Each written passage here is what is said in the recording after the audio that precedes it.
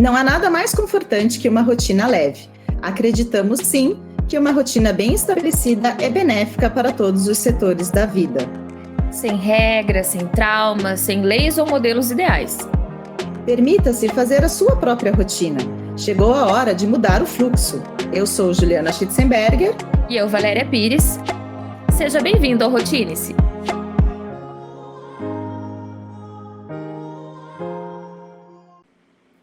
Bom dia, bom dia. Bom dia, boa tarde, boa noite, né? Não sabemos que horário vocês estão nos vendo agora no Rotine-se, mas estamos aqui para mais uma quarta-feira com um super bate-papo, né, Val?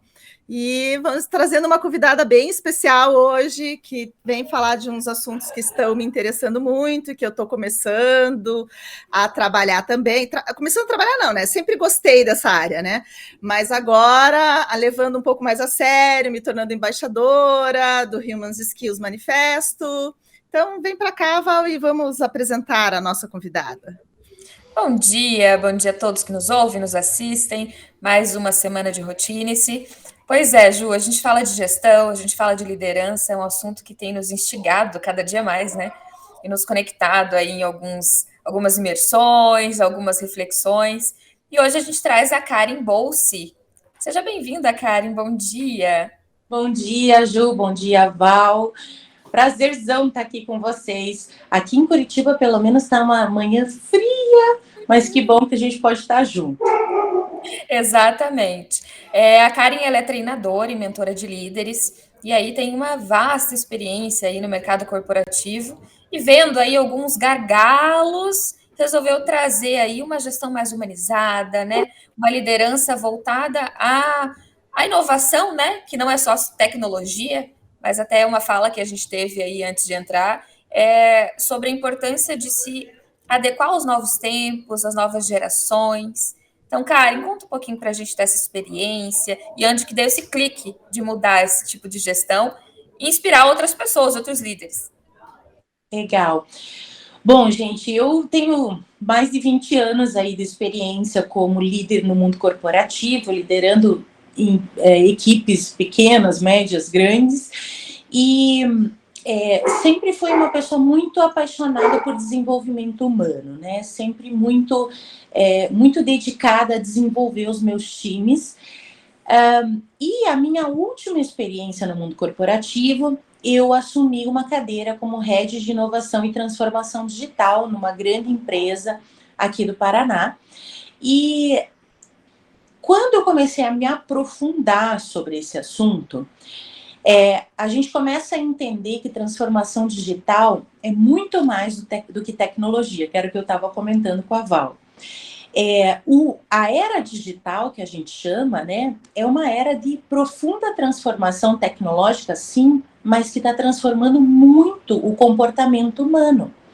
Porque a tecnologia, ela está permitindo novos comportamentos e estimulando novos comportamentos. Às vezes para o bem, às vezes para o mal.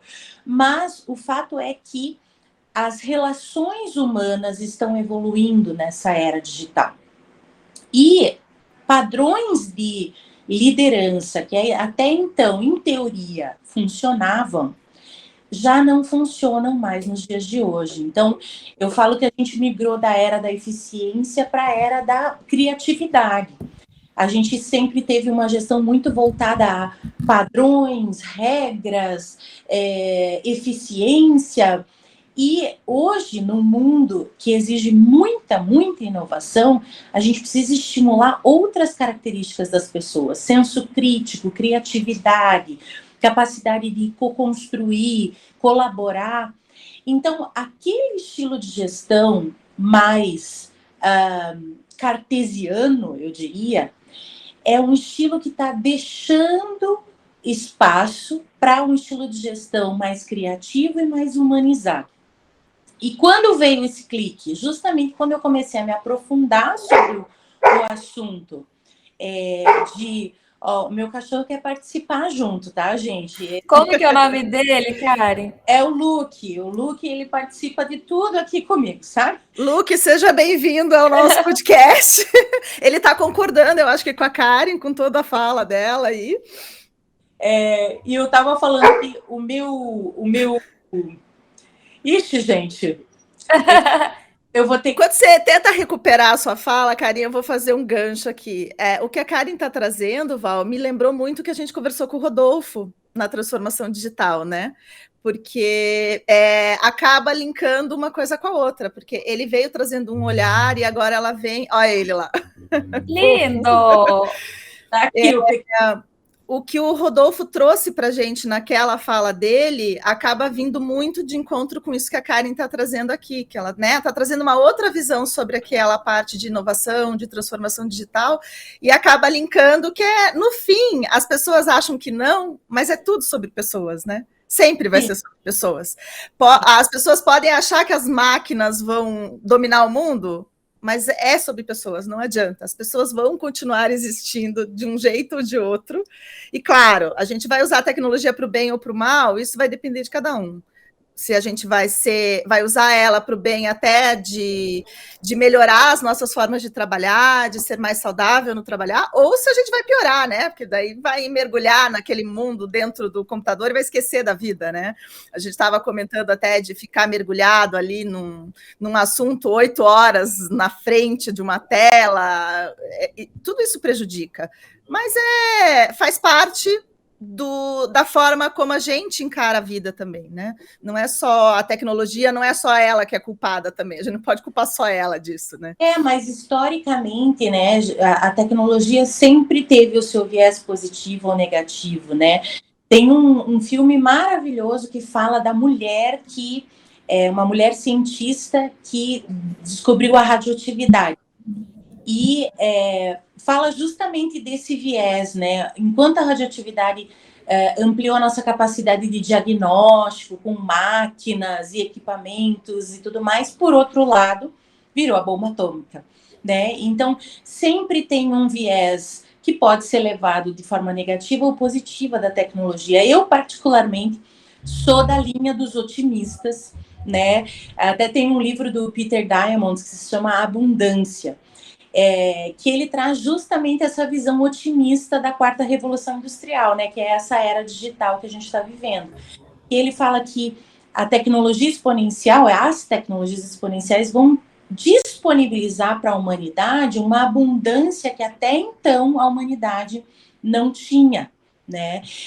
Hoje ela traz abundância de informação, né? Hoje a tecnologia traz abundância de informação, coisas que as pessoas nunca tinham tido acesso, né, essa liberdade de fala nas redes sociais e tudo mais. Mas tem coisas sendo desenvolvidas no mundo que vão trazer tecnologias para trazer abundância de água, para trazer abundância de saúde, né, porque tem muita coisa sendo criada no mundo através das tecnologias. Então, pode vir um doido que vai usar isso para o mal? Pode, gente. A gente não consegue garantir, né? Mas eu sou da turma dos otimistas que acham que ainda a tecnologia vai fazer uma humanidade melhor. Eu também sou otimista, Karen. Eu acho assim, essa parte que você falou da abundância e a gente poder fazer trocas, né, no mundo inteiro agora, né? Você pode estar cocriando com outras pessoas em qualquer lugar do mundo. Então, acho que isso é muito interessante, muito importante, porque você consegue ter mais, ao mesmo tempo que às vezes o excesso de acesso a algumas informações, a gente tem que ter um certo filtro para saber o que usar, ao mesmo tempo auxilia também para que as coisas não fique só uma pessoa lá isolada num canto do mundo criando alguma coisa. Você pode fazer isso em vários lugares, testar em vários meio ambientes diferentes, em sistemas diferentes, quer dizer, isso é muito bom, isso é muito válido, o momento que a gente está vivendo. Eu acho que é isso que a gente tem que... Não dá para a gente virar o profeta do apocalipse, que daqui a tantos... Porque a gente não sabe se a gente vai virar sei lá, um Mad Max da vida, ou se a gente vai virar, né, um Blade Runner, ou se a gente vai simplesmente continuar como a gente está. E eu tendo a olhar sobre um viés positivo. E sabe quando você falou sobre... puxa, às vezes agora a gente tem excesso de informação. Eu sempre falo que nós somos migrantes digitais, né? A nossa geração aqui, dos não sei quantos anos vocês têm exatamente, mas dos 30, até dos 25, até os 40, mais ou menos, Nós somos migrantes digitais, a gente nasceu numa era analógica e a gente está sendo engolido por uma era digital. Então é super natural que a gente ainda não tenha encontrado o ponto de equilíbrio, né? É super natural, por exemplo, que líderes estejam se sentindo um pouco perdidos, né? Puxa, eu tinha um estilo que funcionava, agora não funciona mais, meu Deus do céu, será que eu vou ficar desatualizado ou não aderente às necessidades de mercado? Todos nós estamos vivendo uma era de migração digital. E sem contar, né, Karen, que para modelos de gestão que tinham uma tendência a ser mais centralizadores, e agora todo mundo participa, todo mundo colabora, e muitas vezes é de igual para igual, né? Não existe a figura aí de cima para baixo, né? Todo mundo na mesma linha, no mesmo patamar. É uma adaptação e é uma mudança cultural, uma mudança de mindset muito grande, né? Total. E no Brasil, gente, a gente tem uma... Apesar do brasileiro ser mais informal, de forma geral, né? A gente é mais afetivo, mais informal, mas a gente tem uma questão hierárquica muito forte no Brasil, né? Meu Deus, o presidente da empresa, o diretor, que estava quase um semideus, né? E esses novos modelos de gestão, eles humanizam as relações, né? Não importa se você é diretor, ou presidente, ou um operador, ou um analista, o que quer que seja.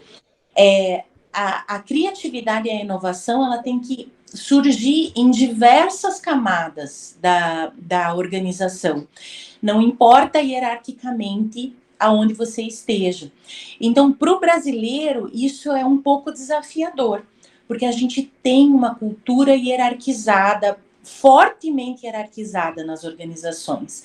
Às vezes isso é um pouco velado, tem organizações que levam isso um pouco mais da porta para fora, dizendo que não é, né? Mas na prática, ainda a relação entre chefes, né, líderes e subordinados é uma relação em que as pessoas têm medo de questionar, têm medo de discordar, e um ambiente de inovação, que é esse ambiente necessário para a era digital, é um ambiente necessariamente de discordância, de divergência, em que a gente co-cria soluções.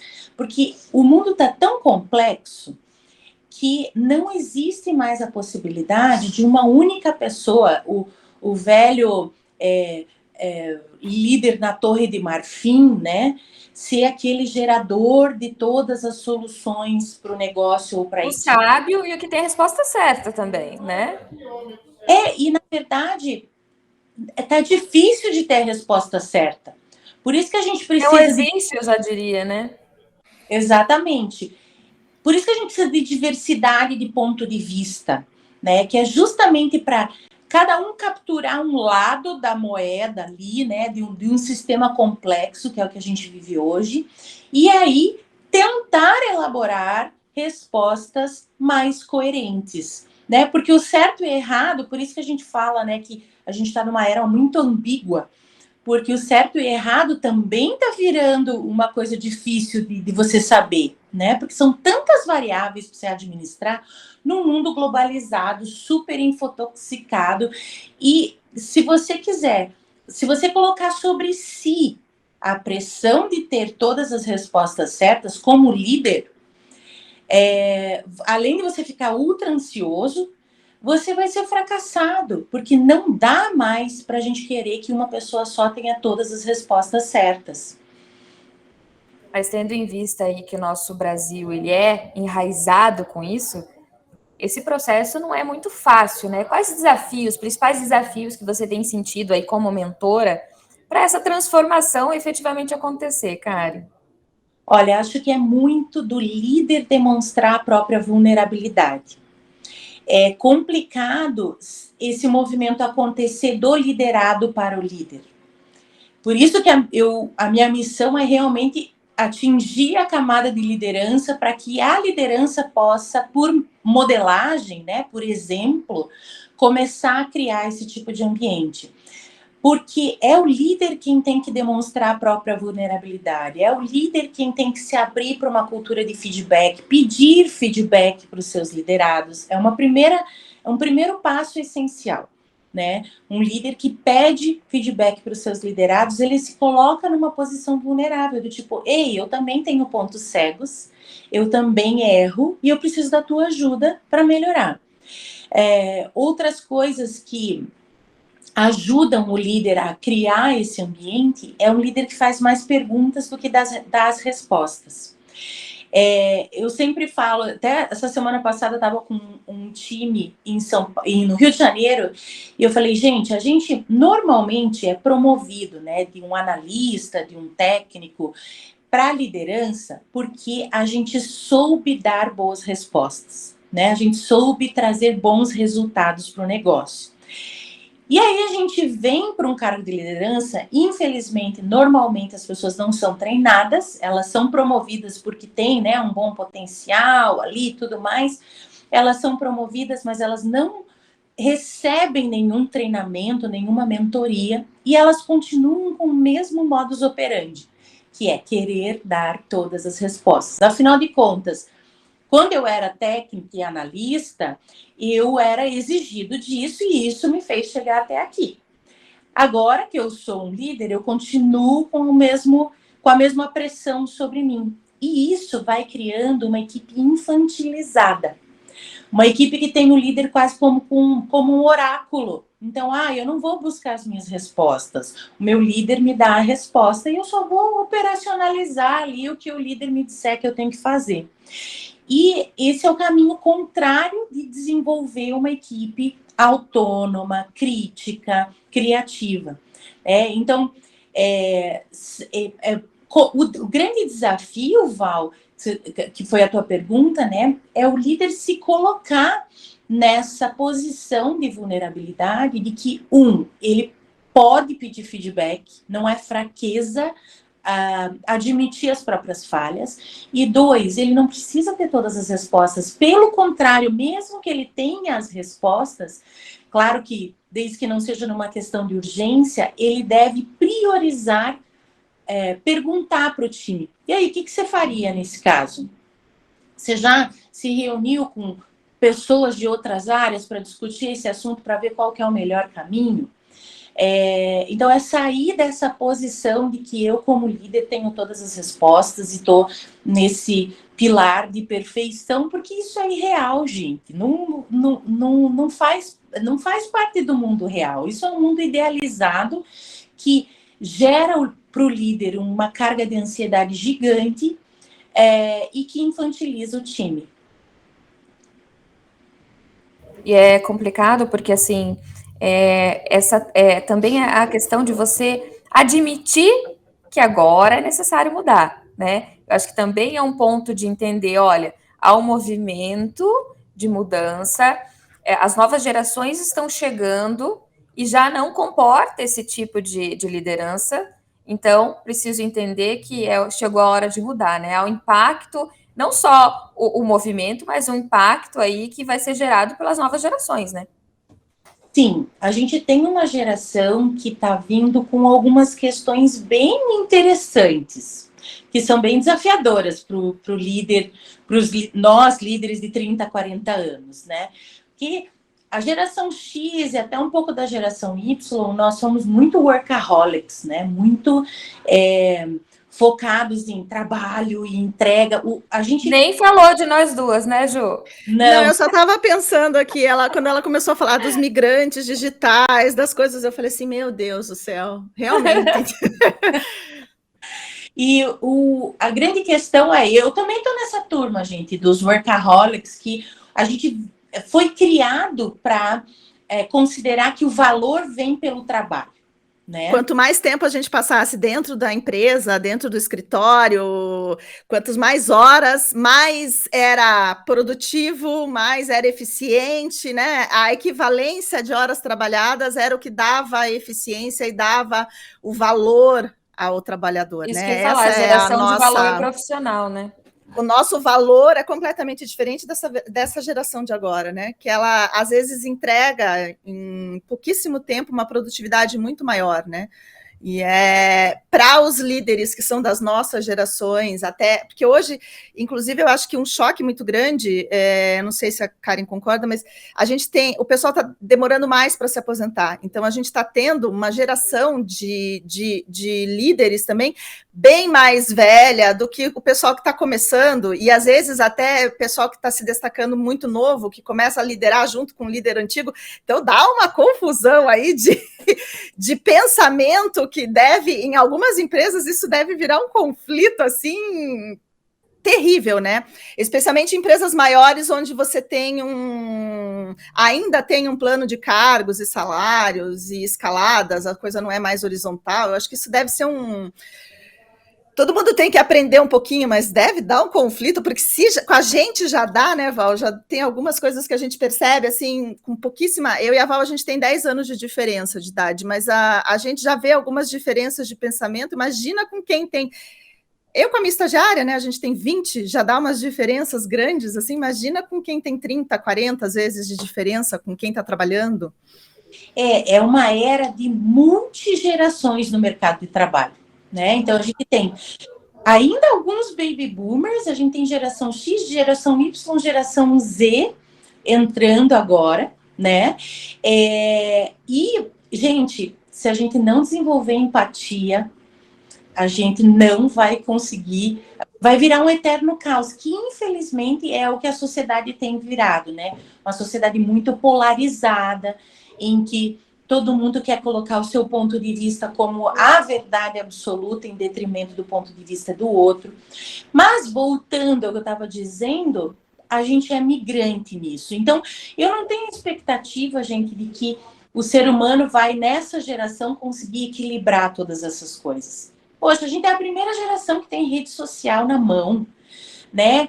A gente é a primeira geração que tem esse boom tecnológico na mão. Vamos também ter um pouquinho de paciência com a gente, né? De que a gente está aprendendo a lidar. A gente nunca foi exposto a tantas diferenças quanto a gente está exposto hoje, né? Então, a gente está desenvolvendo até músculos cerebrais que a gente não tinha antes, né? A gente acostumava a trabalhar com pessoas muito parecidas com a gente, porque, afinal de contas, eram mais ou menos pessoas do mesmo nível social ou da mesma formação, né? Hoje, com o mundo digital, você está trabalhando com gente lá da Índia, com gente lá da Ásia, né? De lugares que têm culturas totalmente diferentes da tua. Então, acho que é uma geração que está sendo muito desafiada a desenvolver empatia, né? Essa capacidade de você respirar fundo, controlar suas emoções e conseguir baixar um pouquinho a guarda para aprender com o outro. Não é fácil, gente. Não é fácil, sabe por quê? E isso eu sou uma defensora ferrenha, porque a gente não aprende inteligência emocional. E eu sou uma defensora ferrenha que isso deveria estar sendo ensinado desde a escola dos meus filhos, sabe? Eles deveriam estar... Concordo perfeitamente. Emocional desde o primeiro ano da escola. Talvez não com toda a teoria da inteligência emocional e tudo mais, mas com práticas de inteligência emocional, eles deveriam estar sendo estimulados desde a escola. A grande questão é que a gente não é estimulado, a gente é estimulado só com ciências cognitivas, né, de matemática, português, geografia, etc. E a gente chega no mercado de trabalho, nesse mercado de trabalho super diverso que a gente está vivendo hoje, e é exposto a uma realidade totalmente diferente, de embates, de diferenças humanas, e a gente não sabe lidar nem com as próprias emoções, nem com as emoções dos outros. Então, eu sempre falo que se tem uma coisa que o líder hoje em dia precisa estudar, é a inteligência emocional. Entender como o cérebro funciona, entender como as pessoas funcionam, perfis comportamentais, como funciona gente, para daí você saber lidar com gente. Nossa, essa fala sua é a mensagem de milhões desse episódio. Eu fiquei pensando aqui, essa é a do post-it dessa vez agora. Karen, porque é bem isso, assim, a gente percebe, são muitos pontos, né? Há uma mudança radical de mercado, há uma mudança de geração, que vem com um perfil completamente diferente, então a gente tem sido impactado, e às vezes a gente não está preparado pelaquela entrega, porque a gente quer uma entrega muito parecida com a nossa. Trabalho em primeiro lugar, workaholic, muitas horas de... Não tem qualidade de vida, não tem outros pontos. Então, a inteligência emocional, ela é muito olhar para si, mas olhar para o outro, né? É observar como é que esse mecanismo funciona, como lidar com as adversidades, porque, gente, ser líder, eu acho até errado, outro dia questionei que tem uma certa loja de departamento que tem a fala dos cargos, esse é o líder tal, esse é o líder. Gente, líder é uma palavra muito além, né? Vai muito além do só um cargo, um nome, né? Liderança é algo que, né, é mais intenso do que isso e é algo para se galgar a cada dia, para se desenvolver, se aprimorar constantemente, né? E eu acho que cada vez mais, isso a nova geração está exigindo da gente, é liderança com propósito. A liderança mais do que o cargo, como você disse, Val, mais do que a grana no final do mês. É liderança com propósito, liderança de alguém que quer deixar impacto na vida do outro. A liderança, e isso eu estou vendo uma nova geração de líderes, eu tenho mentorado alguns líderes que têm me dado muito orgulho nesse sentido, sabe? Que eles chegam para um cargo de liderança e eles estão abertos ao aprendizado e eles sabem que eles precisam trazer uma liderança que impacte a vida do outro e que gere resultado, gente, porque o paradoxo que não é paradoxo do líder é esse equilíbrio, né? É resultado para o negócio e felicidade para as pessoas, né? Por isso que o meu lema ali, que até tinha falado para a Val, é alta performance e gente feliz.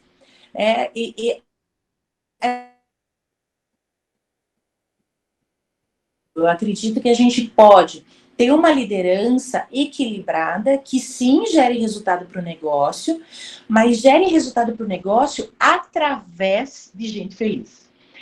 De gente saudável, de gente que tem um ambiente de segurança psicológica, onde pode se expor, onde pode dar suas ideias livremente, onde pode discordar de forma saudável, e criar esse ambiente de criatividade, co-construção e empatia. Então, essas coisas não são antagônicas, não é ou resultado ou gente feliz. A gente está na era, e essa geração está pedindo isso da gente. Gente, não dá mais para só gerar resultado e terminar a vida burnoutado. Nós temos 30% das pessoas que declaram já ter tido burnout no mercado brasileiro. Isso é uma epidemia, gente. Não dá mais para a gente... Nossa, é um índice muito alto. É muito alto. E não dá mais para a gente achar que isso é normal. E eu acho que essa geração, ela vem com esse questionamento, né? Ei, calma lá. Eu quero sim gerar resultado, só que eu quero gerar resultado de um outro jeito. Eu quero gerar resultado também tendo sustentabilidade, né, gente? De saúde mental, de saúde física. Então, são novos paradigmas para a liderança lidar, sim, mas que, na minha opinião, são questionamentos válidos e importantes quando a gente olha o mercado brasileiro. Só para trazer mais algumas estatísticas. A gente é o país mais ansioso do mundo, onde assim, um percentual enorme de pessoas dizem sofrer de ansiedade, e o terceiro mais deprimido do mundo. Nossa. Então, as estatísticas são muito ruins para o Brasil, sabe? E o nível de felicidade já está em 13º, 15º, né? A nossa amiga Aline, que sabe bem desse ranking, mas imagine, mais deprimido, mais ansioso e menos feliz. Então, quer dizer, precisamos fazer uma mudança no mundo do trabalho, gente. Não dá mais para a gente achar que o sustento físico... É claro, né, gente, que o Brasil é ainda um país muito desigual. É um país muito inseguro em termos jurídicos, econômicos e tudo mais. Tudo isso pesa sobre o brasileiro, né? Não adianta a gente fazer uma uma análise superficial, né? Existe um cenário muito mais profundo do que só o papel da empresa, do trabalho ou da liderança nisso tudo, né? Então, temos um país complexo, mas o trabalho é um dos indicadores dessa circunstância, né, de saúde mental que a gente vive. O dilema do líder é equilibrar performance e engajamento, né? É equilibrar resultado e gente feliz. Esse é o meu lema, né? Essa balança de equilíbrio entre performance de negócio, porque afinal de contas a gente tem que entregar resultado, né? E esse equilíbrio desse ambiente de segurança psicológica em que as pessoas podem se sentir à vontade para serem quem são, dar suas ideias, discordar, co-construir. Essas coisas, elas não são antagônicas, na verdade, elas são complementares, né? E essa geração que está vindo hoje, ela está vindo hoje justamente desafiando líderes de que não dá mais para só... Até porque eles viram os pais deles burnoutados, deprimidos e ansiosos em função do trabalho, e eles estão vindo com essa demanda de que, olha, eu quero entregar, mas eu quero entregar com esse equilíbrio de um ambiente legal, em que as pessoas são valorizadas, em que a gente consegue sim gerar resultado, mas não terminar a vida doente mentalmente ou fisicamente, né? Uma boa saúde mental, né, Karen? Exatamente. Para vocês terem uma ideia, nós somos um país que declara ter em pesquisas 30% de burnoutados, nós somos o terceiro mais deprimido e o primeiro mais ansioso do mundo. Então, nossa, é uma epidemia de saúde mental que a gente tem no Brasil.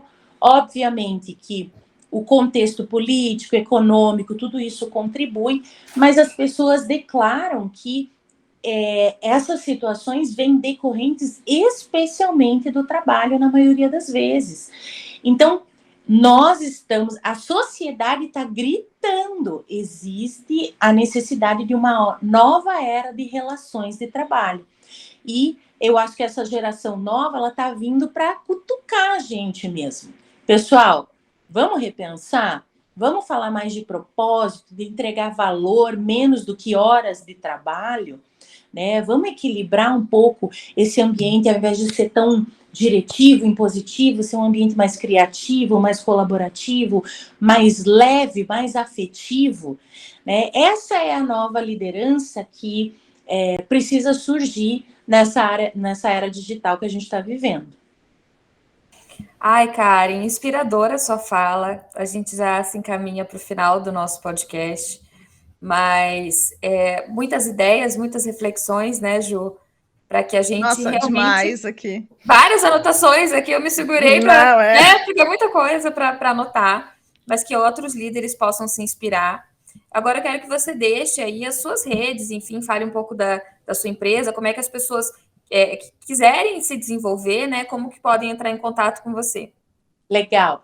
Bom, nas redes sociais vocês me acham como Karen Bolsi, né? E vocês podem também conhecer a minha empresa, que é a Life Educação e Inovação. Ele está o nosso site é lifeeduca.com.br, e o caminho que eu tenho traçado é justamente de apoiar aí líderes e equipes a encontrar esse ambiente mais leve, que gere resultado, mas que também gere gente feliz.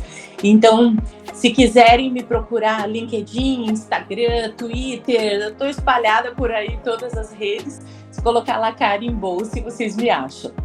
Perfeito, por uma liderança com propósito, né, Ju? E pessoas felizes. Isso é o mais importante. Karen, muito obrigada. Obrigada, Karen.